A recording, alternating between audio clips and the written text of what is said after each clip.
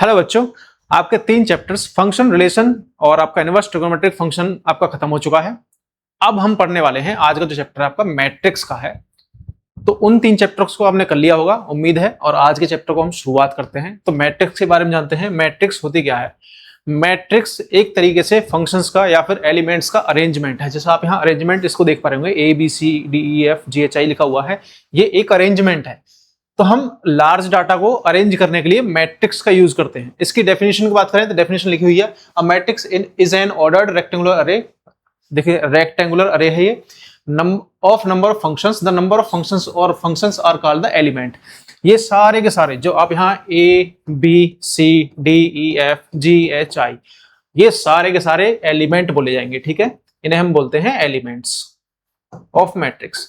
For example, अगर मान लो मेरे पास कुछ डाटा है, डाटा जैसे 3 स्टूडेंट है, मान लो ए बी एंड सी, और इनके हम बात करें मार्क्स की, नंबर इनके सब्जेक्ट में हम बात करते हैं। सबसे पहले आपका फिजिक्स लेते हैं, फिर केमिस्ट्री, फिर मैथ। इसके आए 20 30, ठीक है, 31 36 40 आउट ऑफ 50 है ये, सपोज दैट 16 17 एंड 19। तो ये 3 स्टूडेंट्स हैं, ये उनके मार्क्स हैं। अगर इसे हम मैट्रिक्स में अरेंज करें तो हम किस तरह से अरेंज कर पाएंगे? तो उनके अरेंजमेंट का सिस्टम ये है, 20 30 31 31 36 एंड 40 16 17 एंड 19। ये आपका मैट्रिक्स का अरेंजमेंट हो गया। इन नंबर्स का हमने मैट्रिक्स में अरेंजमेंट कर दिया, तो इसी को हम बोलते हैं मैट्रिक्स। इसकी कुछ प्रॉपर्टीज भी होती हैं, उन प्रॉपर्टीज को जानेंगे कि हमें मैट्रिक्स सॉल्व कैसे करेंगे, क्या इसमें एलिमेंट है, किस तरह से एलिमेंट हम फाइंड करते हैं। फॉर एग्जांपल, आपके सामने एक मैट्रिक्स लिखी हुई है। अब इसमें जो आपके हॉरिजॉन्टल जो आप ये लाइन देख रहे हैं, मैंने खींची है इन नंबर्स के पैरेलल। एबीसी एक हॉरिजॉन्टल लाइन के अलोंग है, डीईएफबी और जीएचआईबी। तो जो आप ये नंबर ऑफ एलिमेंट्स देख पा रहे हैं हॉरिजॉन्टल, इन्हें हम बोलेंगे रोज। ठीक है, इन्हें हम बोलेंगे रो। रो 1, रो 2, रो 3, ये होगी रो। और अगर हम वर्टिकल की बात करें, ये आप यहां देख पा रहे होंगे, ये एक वर्टिकल, ये वर्टिकल अरेंजमेंट है, ये वर्टिकल अरेंजमेंट है। इन्हें हम बोलेंगे कॉलम्स। ठीक है, इन्हें हम बोलेंगे कॉलम, और हम जो हॉरिजॉन्टल एलिमेंट्स हैं उन्हें बोलेंगे हम क्या? रोज। तो पहले रो बोलते हैं, फिर हम बाद में कॉलम बोलते हैं। अगर मैं बात करूं किसी भी मैट्रिक्स में, मैट्रिक्स का ऑर्डर क्या होता है उससे पहले हम एलिमेंट जान लेते हैं। ठीक है, रो और कॉलम आपको पता चल गया। अब जो यहां पर आप एलिमेंट देख पा रहे हैं, ये सारे के सारे एलिमेंट हैं। अगर हमें रिप्रेजेंट करना हो एलिमेंट को, तो अगर आप ध्यान से देखेंगे तो ये कौन सी रो है? ये फर्स्ट रो है। ये कौन सी रो है? ये सेकेंड रो है। ये कौन सी रो है? थर्ड रो है। सिमिलरली अगर कॉलम की बात करें तो ये वाला जो है आपका फर्स्ट कॉलम है, ये आपका सेकंड कॉलम है, एंड ये आपका थर्ड कॉलम है। तो ये कॉलम हो गए आपके, ये आपकी रो हो गई। अगर मैंने पहला एलिमेंट उठाया तो एलिमेंट को मैं ए से रिप्रेजेंट करूंगा, हर एक एलिमेंट को। अगर मैंने यहां लिख दिया 1 1, A1 1, पहले वाला जो होगा वो रो को रिप्रेजेंट करेगा। बड़ा लिखता हूं थोड़ा सा, A1 1। यहां पर जो आप नंबर्स देख पा रहे होंगे, ये पहले वाला नंबर रो को रिप्रेजेंट करेगा, and the second number will represent column. ठीक है, ये आपका कॉलम हो जाएगा। तो इससे मुझे ये पता चलता है कि ये जो एलिमेंट है A1 1, ये किस प्लेस पर प्लेस्ड है? ये A1 1 यानी 1 फर्स्ट रो के फर्स्ट कॉलम में, तो ये वाला एलिमेंट आपका A1 1 हो जाएगा। मैंने बोला A2 3, इसका मतलब सेकंड रो और थर्ड कॉलम में। सेकंड रो ये वाली है, थर्ड कॉलम ये वाला है, तो इसका मतलब ये वाला एलिमेंट A2 3 हो जाएगा। कौन सा? A2 3। सिमिलरली अगर मैंने AIJ बोल दिया, जो आप यहां लिखा हुआ देख रहे हैं AIJ, it means this is the element from the row ith row, from ith row and jth column। ये एलिमेंट आपका आई रो के और जेथ कॉलम के एलिमेंट को उठाकर बनाया गया है। फॉर एग्जाम्पल जैसे मैंने आपको 823 बताया, 823 का मतलब सेकंड रो में थर्ड कॉलम वाला element, second row third column ये वाला एलिमेंट जहां इनका इंटरसेक्शन है। अगर मैं दोबारा एक एलिमेंट को और रिप्रेजेंट करूं, मैंने इसमें बोला A32 यानी कि थर्ड रो और second column, third row second column, it means ये वाला एलिमेंट कौन सा H। तो इस H को हम रिप्रेजेंट करेंगे A32 से, ये होगा आपका एलिमेंट आपका H। तो इस तरह से हम रिप्रेजेंट करते हैं इसके मैट्रिक्स के एलिमेंट्स को, ठीक है। तो ये हो गया आपका रिप्रेजेंटेशन। अगर बात आती है हमारी मैट्रिक्स के ऑर्डर की, ऑर्डर ऑफ अ मैट्रिक्स, किसी भी मैट्रिक्स का जो ऑर्डर होगा वो हम किस तरह से लिखेंगे। सपोज किसी एक मैट्रिक्स में m रो है और n कॉलम है, मान लो यहां पर कितनी रो है आपकी, 3, 1 2 3, 3 तो रो है यहां पर और 3 कॉलम है, ठीक है। इस तरह से हम समझ सकते हैं। तो इस मैट्रिक्स का जो ऑर्डर होगा, कोई भी मैट्रिक्स है जिसमें m रो है और n कॉलम है, तो हम रो को पहले लिखेंगे, नंबर ऑफ रोज को, फिर नंबर ऑफ एलिमेंट्स, ये आपका m क्रॉस n इसका ऑर्डर हो जाएगा। फॉर एग्जांपल इस मैट्रिक्स का ऑर्डर क्या होगा, इस मैट्रिक्स का ऑर्डर होगा यहां पर 3 तो रो है, 3 रोज एंड 3 कॉलम्स। रो आपकी यहां पर है 3 रोज एंड 3 कॉलम्स। तो इसका मतलब अगर मैं रो पहले लिखूंगा और कॉलम बाद में, तो 3/3 का हो जाएगा। सपोज अगर यहां आपकी 3 रो होती और 2 कॉलम होते तो इसका ऑर्डर 3/2 होता। तो ये हम इस तरह से किसी भी मैट्रिक्स का ऑर्डर बता सकते हैं, ठीक है। इसकी डेफिनेशन देखेंगे तो a matrix having m rows and n columns is called a matrix of order m cross n और simply m cross n, and it is read as m/n, ठीक है। m क्रॉस n बोल दो, m/n बोल दो, हम किसी तरह से रिप्रेजेंट कर सकते हैं। अब बात आती है नंबर ऑफ एलिमेंट्स की। इस मैट्रिक्स में नंबर ऑफ एलिमेंट्स कितने होंगे किसी भी मैट्रिक्स में, तो जो आपका ऑर्डर है, ऑर्डर क्या है आपका, मान लो m क्रॉस n इसका ऑर्डर है किसी भी मैट्रिक्स का। तो अगर इनकी मैं मल्टीप्लाई कर दूं या फिर आप mn बोल दो, यही आपका नंबर ऑफ एलिमेंट्स हो जाएंगे। फॉर एग्जांपल इसमें आपके 3 रो हैं और 3 कॉलम है, ये तो इसका हो गया ऑर्डर 3/3 का, ठीक है। 3/3 का हो गया ऑर्डर। और इसके बाद में अगर इसमें एलिमेंट पूछे तो इन दोनों की मल्टीप्लाई करके कितना आएगा, 9। तो नंबर ऑफ एलिमेंट्स इसमें हो जाएंगे 9। तो हम इस तरह से नंबर ऑफ एलिमेंट्स भी फाइंड कर सकते हैं। अब बात आती है एक और मैट्रिक्स की, and that is square matrix. Square matrix, square matrix कौन सी मैट्रिक्स होती है, a matrix in which the number of rows equals to number of columns. ऐसी मैट्रिक्स जिसमें number of rows number of column के equal हो। जैसे ये वाली मैट्रिक्स है, यहां पर नंबर ऑफ रोज कितनी है 3 और नंबर ऑफ कॉलम्स कितने 3, तो इसका मतलब ये वाली मैट्रिक्स आपकी स्क्वायर मैट्रिक्स है।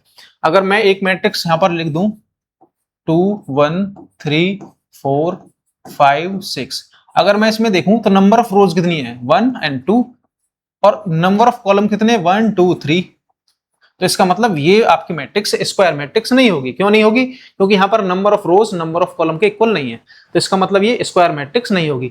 और इसका ऑर्डर, जैसे ऑर्डर की मैं बात कर रहा था, अभी तक तो हम स्क्वायर मैट्रिक्स लेकर चल रहे थे, इसका आप ऑर्डर देख रहे हैं 2/3 होगा और इसमें नंबर ऑफ एलिमेंट कितने होंगे 6। तो ये मैट्रिक्स आपकी स्क्वायर मैट्रिक्स नहीं होगी। स्क्वायर मैट्रिक्स होने के लिए ये मस्ट है कि उसकी रो और कॉलम जो है आपस में इक्वल होने चाहिए। अगर मैं यहाँ पर किसी भी एक मैट्रिक्स में 4 रो है और 4 ही कॉलम है, तो इसका मतलब ये आपकी स्क्वायर मैट्रिक्स होगी। तो ये कंसेप्ट है स्क्वायर मैट्रिक्स का, ठीक है। नंबर ऑफ एलिमेंट हो गए, ऑर्डर हो गया, रिप्रेजेंटेशन ऑफ एलिमेंट्स हो गई।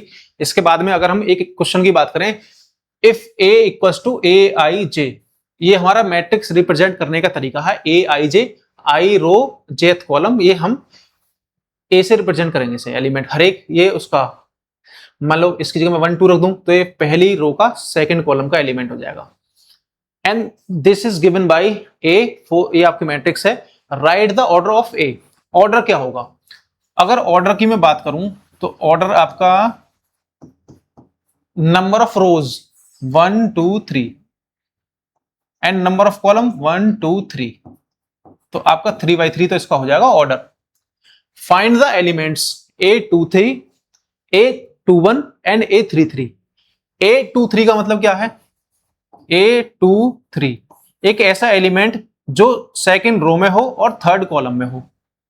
सेकंड रो तो आपकी ये वाली हो गई, थर्ड कॉलम कौन सा हो गया आपका? ये वाला हो गया। तो इनका क्रॉस कहां बन रहा है, इंटरसेक्शन कहां हो रहा है? यहां पर। तो इसका मतलब ये जो एलिमेंट है 9, तो आपका A23 जो होगा वो हो जाएगा 9। And the second element is A21, second row, that is second row and first column, the first column is this, then the 5 will be A21, ये आपका 5 हो जाएगा। A33 यानी third row third column, third row third column, and that is 18। तो A33 will be 18। तो ये आपके इस तरह से हम एलिमेंट फाइंड कर सकते हैं अगर हमसे एलिमेंट फाइंड करने के लिए बोला जाएगा। ठीक है। अब हम पढ़ते हैं सम टाइप ऑफ मैट्रिक्स। कौन कौन सी होती हैं? आप अभी देखें column matrix, row matrix, square matrix, diagonal matrix. यहां पर मैंने कुछ 9 मैट्रिक्स के बारे में लिखा है। इन मैट्रिक्स के बारे में एक एक करके पढ़ते हैं। पहली जो मैट्रिक्स है आपकी वो होगी कॉलम मैट्रिक्स। कॉलम मैट्रिक्स ऐसी मैट्रिक्स है जिसमें रो ना हो, केवल कॉलम हो। मान लो एक ऐसी मैट्रिक्स ए बी एंड सी, तो ये जो आपकी मैट्रिक्स है इसे हम कॉलम मैट्रिक्स बोल देंगे। A matrix is said to be a column matrix if it has only one column, मतलब वन कॉलम हो, इसमें वन कॉलम। टेक्निकली इसमें रो तो है, ये वाली भी रो है, ये वाली भी रो है, ये वाली भी रो है, लेकिन कॉलम 1 होना चाहिए। तो हमें से इसका ऑर्डर क्या होगा? 3 by 1। रो तो है इसमें, ठीक है। अब बात करें आपकी रो मैट्रिक्स की, तो वहां पर एक रो होनी चाहिए, सिर्फ केवल single row. Suppose this is the matrix A B and C. ये आपकी जो मैट्रिक्स होगी ये रो मैट्रिक्स होगी। और डेफिनेशन क्या है? A matrix is said to be a row matrix if it has only one row, only one row, there is nothing about second row, यहां कोई सेकंड रो नहीं है, ठीक है। तो ये आपकी होगी आपकी row matrix. Third one is square matrix, a matrix which has number of columns equals to number of rows, जहां पर आपके number of rows number of elements के, सॉरी नंबर ऑफ कॉलम के इक्वल हो जाए। जहां पर कॉलम का नंबर रो के नंबर के इक्वल हो वो आपकी स्क्वायर मैट्रिक्स हो जाएगी, जो मैंने अभी आपको बताया था पीछे भी। Okay, next one is diagonal matrix. Diagonal matrix वो मैट्रिक्स है, आप एक चीज देखोगे यहां पर प्रिंसिपल डायगोनल होता है एक मैट्रिक्स में, वो ये वाला होता है। फॉर एग्जांपल इसमें एलिमेंट अगर मैं ऐड करूं, सपोज दैट ये हमारे पास मैट्रिक्स है, यहां पर A B C D, A B A D, C A C B, A D D A. मैंने एक मैट्रिक्स बना ली। अब इस मैट्रिक्स में एलिमेंट कुछ भी हो सकते हैं, मैंने अपने पास से पुट कर लिए हैं। तो जो आप ये वाला क्रॉस सेक्शन देख पा रहे होंगे यही आपका डायगोनल होता है, और ये प्रिंसिपल डायगोनल होता है, डायगोनल। और बात आती है डायगोनल मैट्रिक्स की, तो एक ऐसी मैट्रिक्स जिसमें elements other than the diagonal, diagonal के अलावा और जो एलिमेंट होंगे वो सब जीरो हो जाएं। फॉर एग्जांपल मेरे पास एक ऐसी मैट्रिक्स है A 0 0 0 0 B 0 0 0 C 0 and 0 0 0 D. अगर आप यहां ध्यान से देखोगे तो you can see that there is only non zero elements in diagonal. अगर डायगोनल के अलावा कोई भी एलिमेंट उठाओगे, चाहे आप यहां से उठा लो, सब ये जीरो, आपका ये वाले एलिमेंट्स भी जीरो। तो इसका मतलब डायगोनल मैट्रिक्स के केवल डायगोनल एलिमेंट ही नॉन जीरो होते हैं, ठीक है। Next scalar matrix. Scalar matrix is a type of diagonal matrix, ये भी एक डायगोनल मैट्रिक्स का टाइप है। इसमें अंतर क्या होता है, केवल यहां पर जो आपके डायगोनल एलिमेंट थे वो सारे के सारे सेम हो जाएंगे, सेम एलिमेंट्स। इसके अदर जो एलिमेंट्स होंगे वो सब जीरो हो जाएंगे, ठीक है। लेकिन इसके डायगोनल एलिमेंट सारे सेम होंगे। एक प्रकार की ये डायगोनल मैट्रिक्स है, लेकिन इसमें सारे एलिमेंट डायगोनल के सेम होंगे, तो ये स्केलर मैट्रिक्स हो जाएगी। तो this is the definition of scalar matrix. A diagonal matrix is called scalar matrix if its diagonal elements are equal. Okay, that is a, where हमने ए आपको दिखाए थे डायगोनल में एलिमेंट है। नेक्स्ट मैट्रिक्स आपकी आइडेंटिटी मैट्रिक्स। आइडेंटिटी मैट्रिक्स भी एक तरह की डायगोनल मैट्रिक्स ही मानो। उसमें जो एलिमेंट्स हैं, डायगोनल एलिमेंट 1 होंगे, उसके अलावा सारे एलिमेंट 0 होंगे।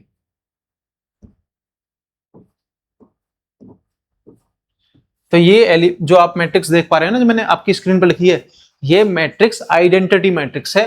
आइडेंटिटी मैट्रिक्स में सारे एलिमेंट जो डायगोनल एलिमेंट होंगे वो 1 होंगे, इसके अदर जितने भी एलिमेंट होंगे वो 0 होंगे। जो यहां पर टेक्निकली आपकी डेफिनेशन लिखी हुई है वो समझ लेते हैं। ए आई जे मतलब इस टाइप के एलिमेंट होंगे इस मैट्रिक्स में।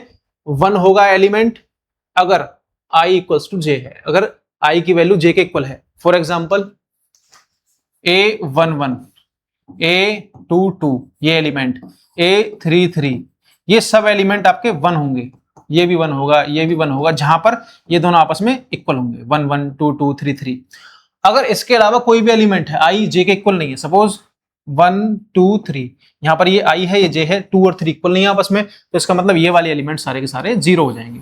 तो ये इसकी डेफिनेशन थी। यहां पर आप देख रहे होंगे ये A11 है, ये A22 है, ये A33 है, ये A44 है, अदर देन यहां सारे एलिमेंट 0 हैं, ठीक है। तो ये आपकी आइडेंटिटी मैट्रिक्स हो जाएगी। Next zero matrix. Zero matrix या नल मैट्रिक्स, हम इसे नल मैट्रिक्स भी बोलते हैं। और नल मैट्रिक्स की डेफिनेशन ये है कि सारे element, all the elements of the matrix are 0, that is null matrix. कोई भी मैट्रिक्स है उसके सारे एलिमेंट अगर 0 हैं तो वो मैट्रिक्स नल मैट्रिक्स होगी, ठीक है।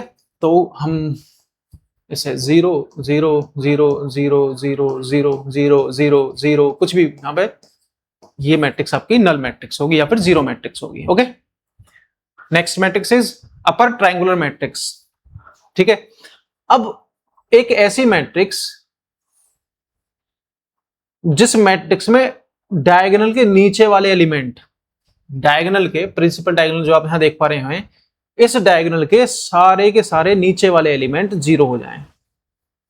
ये वाले एलिमेंट तो 0 हैं और ऊपर वाले एलिमेंट नॉन 0 हैं। मान लो यहां पर 1 है, 2 है, 3 है, यहां पर भी 1 2 3 कुछ भी एलिमेंट हो सकते हैं, लेकिन इसके नीचे वाले एलिमेंट, फॉर एग्जाम्पल एक मैट्रिक्स ऐसी है 1 2 0 3 4 0 0 0 0 0, ये मैट्रिक्स आपकी। अगर हम यहां ध्यान से देखें तो इसके डायगोनल एलिमेंट कौन कौन से हैं? एक एलिमेंट मैंने एक्स्ट्रा कर दिया, ऐड, ये है आपका 3। यहां अगर आप एक चीज ध्यान से देखोगे तो ये आपका डायगोनल है, इस डायगोनल से नीचे वाले सारे एलिमेंट 0 हैं और ऊपर नॉन 0 एलिमेंट 1 है कम से कम। तो इसका मतलब अगर यहां पर ये 2 भी 0 हो जाता, यहां इस 2 के प्लेस पर भी अगर 0 होता तो ये जो मैट्रिक्स होती ये डायगोनल मैट्रिक्स होती। लेकिन यहां पर एक नॉन 0 नंबर आ गया इसके ऊपर, तो इसका मतलब ये अपर ट्रायंगुलर मैट्रिक्स बन गई। इसका मतलब ये हुआ कि ऊपर एक ऐसा ट्रायंगुलर बन रहा है, ट्रायंगल इस तरह से, इस तरह से यहां पर एक ऐसा ट्रायंगल बन रहा है जो ऊपर बन रहा है, ठीक है, नॉन 0 एलिमेंट्स का। सिमिलरली अगर मैं लोअर ट्रायंगुलर मैट्रिक्स की बात करूं तो एक ऐसी मैट्रिक्स जिसमें डायगोनल से ऊपर वाले सारे एलिमेंट 0 हो जाएं, यहां पर ये एलिमेंट 0 हो गए, यहां पर नॉन 0 एलिमेंट्स हैं, तो इसका मतलब ये आपकी लोअर ट्रायंगुलर मैट्रिक्स हो जाएगी।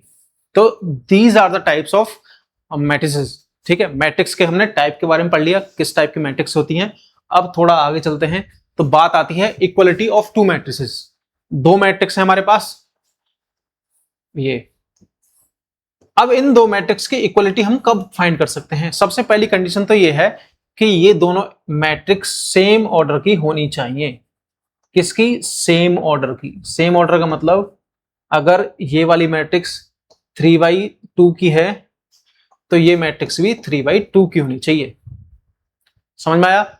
पहली बात तो मैट्रिक्स जो होंगी दोनों वो सेम ऑर्डर की होनी चाहिए। सेम ऑर्डर का मतलब अगर मैंने एक मैट्रिक्स ये वाली लिख दी 2 3 4 5 5 3 2 1 4 3 और मैं बोलूं ये दोनों मैट्रिक्स इक्वल हैं तो इसका मतलब ये गलत है, क्योंकि यहां पर इसका जो ऑर्डर है ये 2/2 ऑर्डर की है एंड दिस इज 3/2।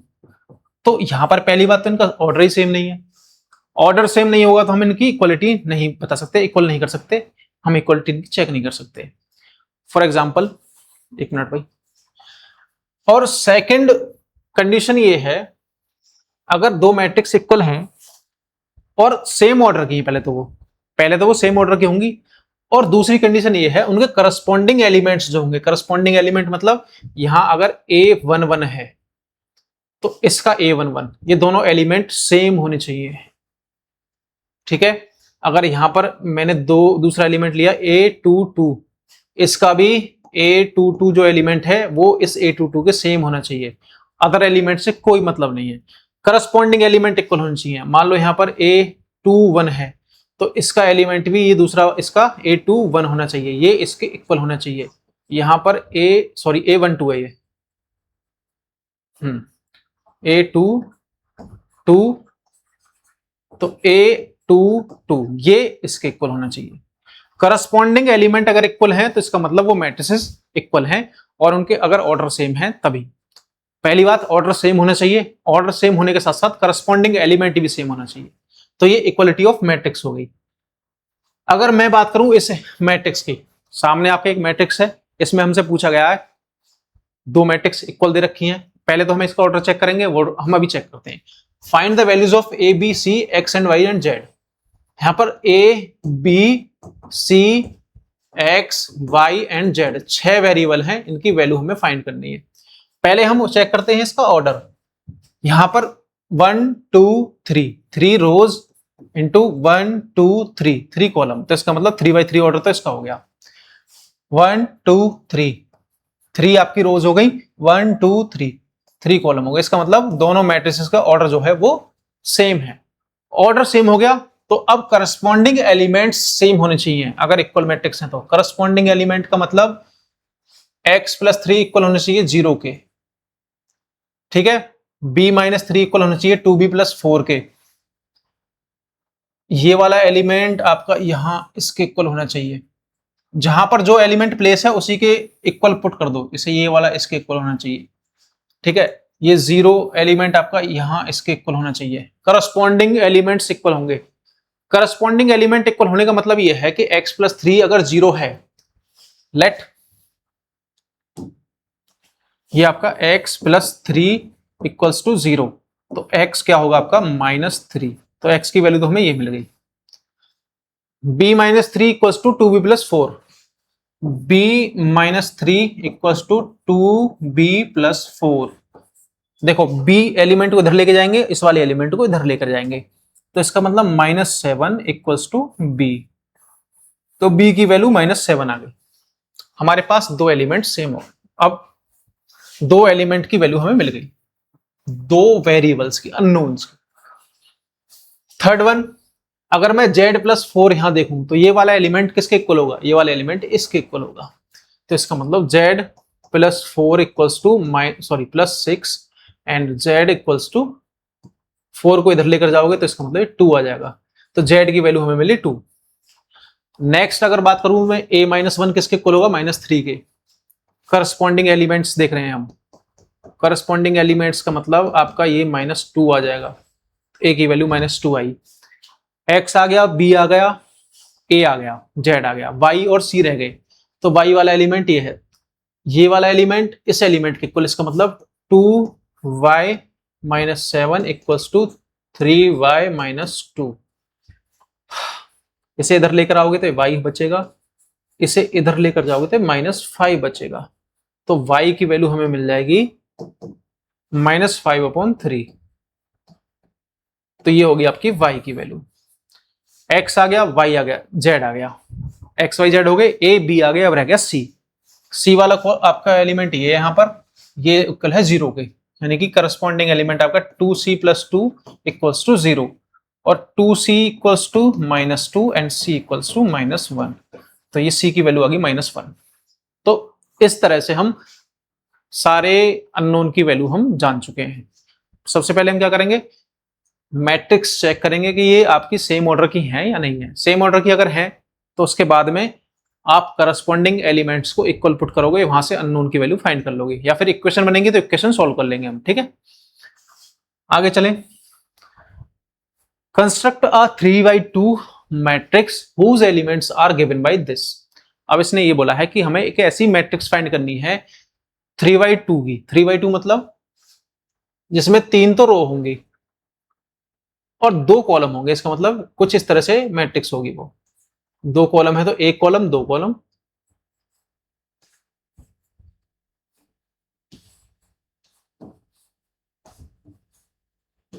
देखो 3 रो हो गई, 1 2 एंड 3, 2 कॉलम्स हो गए। अब हमें करस्पॉन्डिंग एलिमेंट्स फाइंड करने हैं। इसने एक कंडीशन दे दी, a i j equals to half of mod i -3j। अब हम क्या काम करते हैं, पहला एलिमेंट हमारा जो होगा वो पहला एलिमेंट है A1, first row first column, इसका मतलब A11। A11 का मतलब I की वैल्यू 1 और J की वैल्यू 1। तो 1 1 वैल्यू पुट करेंगे तो इसका मतलब हम मॉड में वैल्यू पुट करेंगे, I की वैल्यू 1 -3, J की वैल्यू भी 1 पुट करेंगे तो ये आएगा 1/2 मॉड ऑफ -2, और ये आपका मॉड में से वैल्यू निकलेगी 2/2 एंड दैट इज 1। तो ये एलिमेंट आया आपका 1। अब हम बात करते हैं A12 की। A12 ये वाला एलिमेंट A12 जहां I की वैल्यू 1 है और J की वैल्यू 2 है। तो हाफ ऑफ मॉड I की वैल्यू 1 माइनस J की वैल्यू 2, 3 2 6, 1/2 और ये बचेगा आपका -5 एंड दैट इज 5/2। तो इसकी वैल्यू आपकी 5/2 आ जाएगी। सिमिलरली हम A21 की वैल्यू फाइंड करेंगे। A21 का मतलब, इसे मिटा दूं मैं, A21 जहां पर I की वैल्यू 2 और J की वैल्यू 1, तो यहां पर पुट करोगे आप 1/2 and I is 2 -3 and this will give us 1/2। Okay, तो इसकी वैल्यू आपकी आ जाएगी 1/2। इसी तरह से हम बाकी अदर एलिमेंट्स को भी फाइंड कर सकते हैं। चलो कर लेते हैं। अब बारी है आपकी A22 की। वो आ जाएगा आपका 1/2 2 -6 and that is 4/2 which is 1। 2 आएगा ये, तो इसकी वैल्यू आपकी 2 आ जाएगी। अब A31 की बारी आई। A31 that is 1/2 3 -3 and this will 0, this will be 0. A32 equals to 1/2 3 -6 -3 + 3/2, तो ये आपका 3/2 आ जाएगा। तो इस तरह से हमने एक मैट्रिक्स बना ली। ठीक है, क्या बनी वो मैट्रिक्स? वो मैट्रिक्स बनी 1 5/2 1/2 2 0 और 3/2, ये मैट्रिक्स हमें मिली। तो इस तरह से हम कोई कंडीशन दे रखी होगी तो उससे हम मैट्रिक्स फाइंड कर सकते हैं। ठीक है, तो ये आज की एक छोटी सी वीडियो थी जिसमें हमने मैट्रिक्स के बेसिक्स के बारे में जाना कि मैट्रिक्स के टाइप कौन कौन से हैं, मैट्रिक्स किसे बोलते हैं, ऑर्डर किसे बोलते हैं, ठीक है, स्क्वायर मैट्रिक्स क्या है, एलिमेंट्स क्या हैं। तो आई होप ये वाली वीडियो आपको समझ में आई होगी। अगर समझ में आई है तो वीडियो को लाइक शेयर जरूर करें। ठीक है, मिलते हैं आपसे नेक्स्ट वीडियो में आपके ऑपरेशन ऑफ मैट्रिक्स के चैप्टर को लेकर।